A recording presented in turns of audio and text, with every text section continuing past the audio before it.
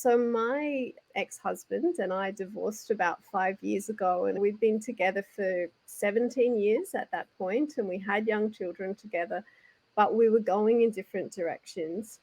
And I, real talk, would not tell you that it was all pretty. There were some really uncomfortable and even ugly moments in that process for us, 100%, because the journey isn't something that takes away the reality of life. It's something that gives you a deeper capacity to deal with it.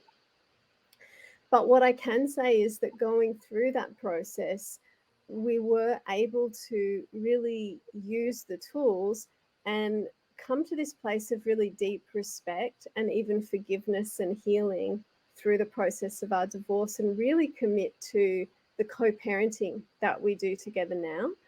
I guess beautifully we did that, and I can say that humbly, but truthfully, I can say that it's something I'm proud of, is my relationship with my ex and how we have built our family together. So he has a new partner, and a few years ago they had an engagement ceremony, and I was invited to this ceremony, and so was my new partner. And during the ceremony, they did something, it's an old tradition from Europe, which is called a hand fasting.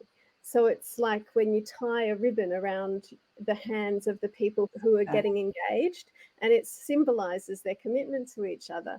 And so they did their hand fasting, and after that, they actually invited the two kids into the circle, because the kids also, in a way, marrying his new partner. And they did a little hand fasting between all of them and the kids.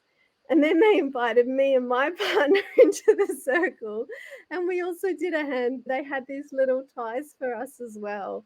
And we all had a big hug and sharing at that moment, and honoring of each other and each of our roles in this family.